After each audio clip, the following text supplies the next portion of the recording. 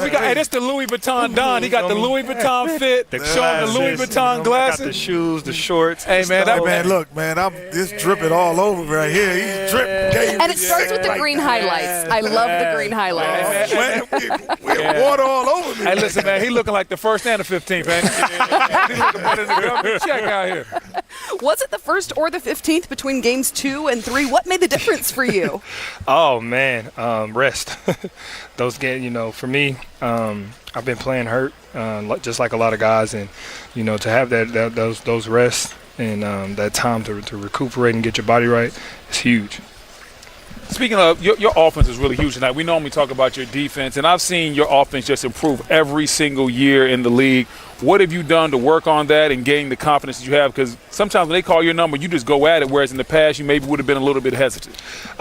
Just the confidence I have. My teammates instilled that in me. I put in the work, and we all know, when you put in the work, you know what's going on. Nothing seems hard for you. You just go out there and play. And the way that this team has been playing, the Jays, Jason and Jalen, has done a really good job of really encouraging me to be aggressive on the offensive end and really understanding that, for me and this team, I'm going to have to be aggressive to help us win. When you talk about, the two Jays, right, and your leadership in the team, y'all had some really rough times early in the season. But now it seems like, it's kumbaya, it's all good defensively and offensively.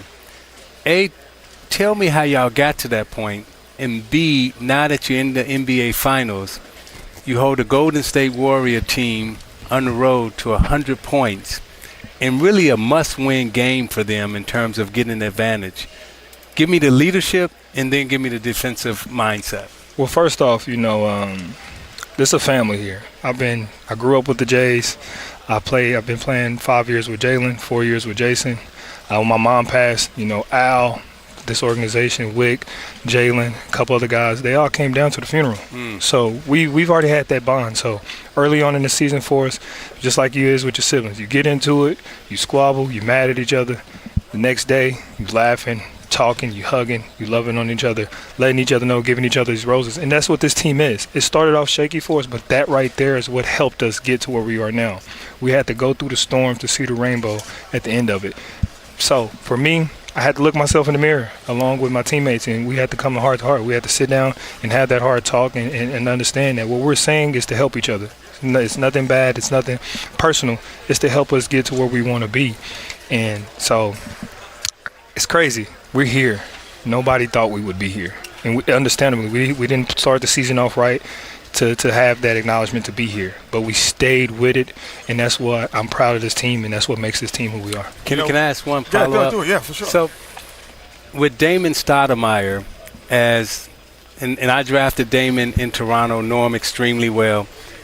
Talk to me about how he has helped you at the point guard position from a communication standpoint and also a leadership standpoint, and then being able to get in guys' faces the right way, not the wrong way. Definitely. I mean, like you said, you drafted, you know him. He's a feisty little one. He doesn't back down from anybody. And, he always going to keep it real with you, 100%. And, no matter what if you want to hear it at that time, he doesn't care. He's going to let you know what needs to be heard.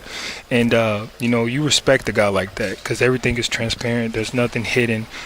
Go out there and do what I ask. Go out there and do what you're supposed to do, and everything will work out. So constantly stand in my ear, making sure that I'm staying poised and, controlling the pace and really controlling this team. It's constantly telling me, we go as far as you go. If you spiral out of control, this team will spiral out of control. And, just really opening my eyes to things that I probably wouldn't see because I'm on the court. Yeah. You see a different perspective when you're sitting on that bench and, and he just, like I say, he just keeps it real with me. And he tells me, when I'm doing good and when I need to step my game up. And when you have a coach like that, it's hard for you not to go out there and play to the best of your ability. That's great. You talked about the transformation in the middle of the season, but you had to transform from game 2 to game 3. And there were some things that you had to address. One was the physicality. How did you address the physicality? We talked to Grant about it earlier. And then secondly, how did you address the offensive inefficiencies that you had? Well, one, we pride ourselves on being a physical team. And for us, that left a bad taste in our mouth. Coming out of game 2, hearing that and knowing that we got beat up. And, you know, for us, it's just like anybody else. You know, if you're in a fight with a bully or anything, you know, you got to keep going. You got to stand up. And for us, my mom always used to tell me, you know, you can't come into this house until you win that fight. Yeah. So for okay, us, Mom. yeah, okay, you know I like what I mean? that. I like that. Do you feel like you're in a fight with a bully? Oh, yeah, we definitely are. All right. You know, we got the Yeah. Golden State Warriors, you know, who's done this before multiple times, who understands what it takes to be here. And we're that little guy that, you know, is new to the school, and they want to see. Look at him. Yeah, you know what I'm saying? They want to see what you got. And, you know, Yes. they came out and they punched us in our mouths in game 2, and we responded. And we watched the film, and that was a nasty film session for us. It was ugly. We had to sit there and watch the whole film and look ourselves and look at, like, yeah, that was you. You let him push you down like that. And, you know, you have to look yourself in the mirror, and you have to get it together. So coming out today, it was no matter of are we going to be physical. It was how physical are we going to be.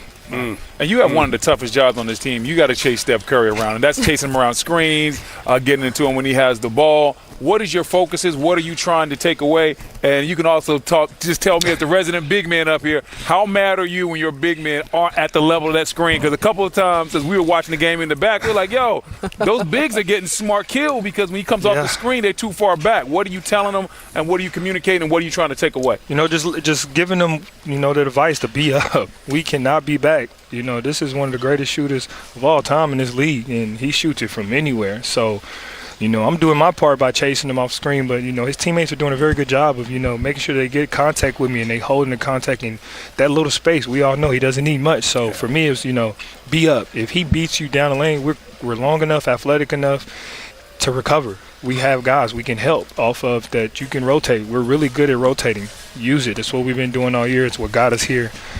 Don't run from it. You know, step up to that challenge. Take on that challenge full head on, and that's what we did tonight. You know, our bigs were up.